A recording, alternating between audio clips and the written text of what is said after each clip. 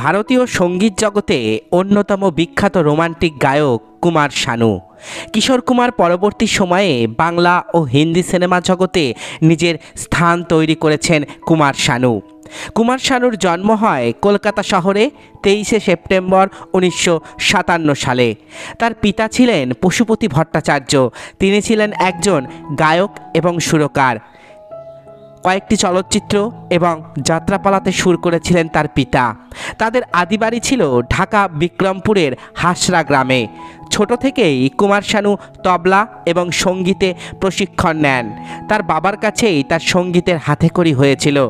1979 সালে তিনি কলকাতা বিশ্ববিদ্যালয়ের অধীনে বাণিজ্য বিভাগে স্নাতক ডিগ্রি লাভ করেন। কুমার শানুর পিতৃদত্ত নাম ছিল কেদারনাথ ভট্টাচার্য। দমদমের কাছে সিথি অঞ্চলেই বড় হয়েছেন কুমার শানু। ছোট থেকে কিশোর কুমারের গায়কের ভক্ত ছিলেন তিনি। কলেজ জীবনে যখন এখানে ওখানে ফাংশন করতে শুরু করলেন, তখন কিশোর কুমারের গানই ছিল তার একমাত্র অস্ত্র।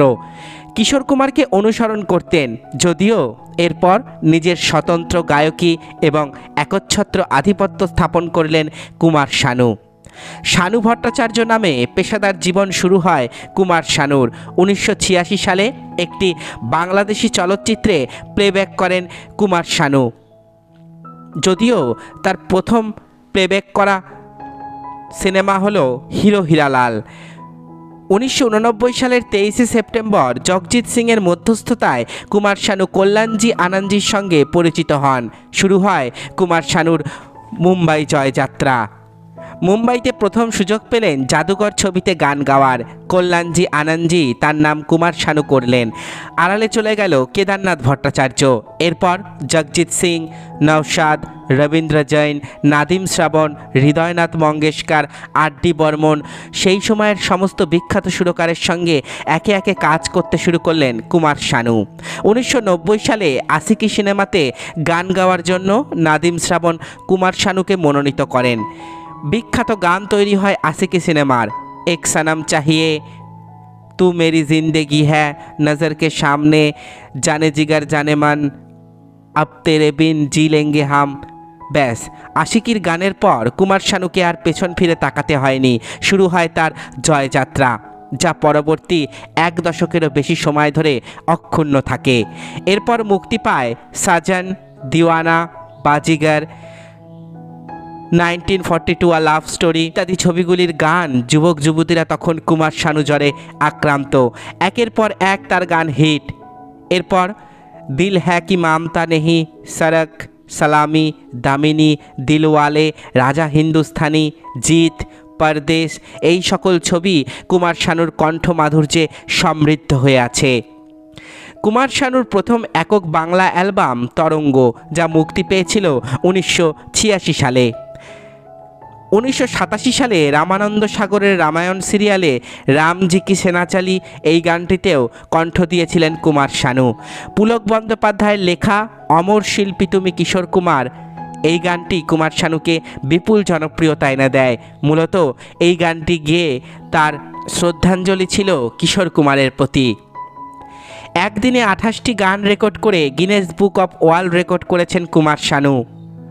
আরও একটি বিখ্যাত গান তার রয়েছে বাংলায়, কত যে সাগর নদী পেরিয়ে এলাম আমি, কত পথ হলাম যে পার। কুমার শানুর শ্যামা সঙ্গীতের অ্যালবামও ভীষণ জনপ্রিয় হয়েছে বাংলায়। বহু বাংলা ছবিতে নেপথ্যে কণ্ঠ দিয়েছেন কুমার শানু। বলিউডে কিশোর কুমারের সার্থক বিকল্প হয়ে উঠেছেন কুমার শানু। তিনি 5 বার ফিল্মফেয়ার পুরস্কার পেয়েছেন। 2009 সালে ভারত সরকার তাকে পদ্মশ্রী পুরস্কার দেয়। তিনি নেলসন ম্যান্ডেলা শান্তি পুরস্কার পেয়েছেন। আমেরিকার ওহিও প্রদেশে 31শে মার্চ তারিখটি কুমার শানু ডে হিসেবে পালিত হয়। আমেরিকান বিশ্ববিদ্যালয় তাকে সাম্মানিক ডিলিট প্রদান করেছে। কুমার শানু সোনি টিভি, জি বাংলা, সারেগামাপার সম্মানীয় বিচারক হয়েছেন। কুমার শানু কাজ করেছেন ভারত এবং বাংলাদেশে। বাংলার পাশাপাশি 15টি দেশীয় ভাষায় গান করেছেন কুমার শানু। তার স্ত্রী রীতা ভট্টাচার্যের সঙ্গে বিবাহ বিচ্ছেদের পর অনেকের সঙ্গেই সম্পর্কে জড়ান তিনি।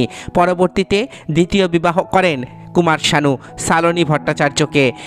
কিশোর কুমার পরবর্তী সঙ্গীত জগতের অন্যতম রোমান্টিক গায়ক তিনি। আজও পাবলিক ফাংশনে তিনি যখন আশিকির গান ধরেন 8 থেকে 80 উত্তেজনায় উচ্ছ্বসিত হয়ে ওঠে। এরই নাম কুমার শানু। বন্ধুরা, আজ আমি আপনাদের বললাম হিন্দি এবং বাংলা চলচ্চিত্র জগতের একজন অন্যতম রোমান্টিক গায়ক কুমার শানুর জীবনের গল্প। আশা করি ভিডিওটি আপনাদের ভালো লেগেছে।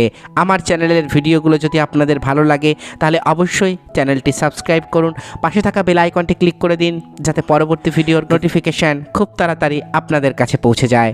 আজকের মতো এখানেই শেষ করছি। ভালো থাকবেন সবাই। নমস্কার।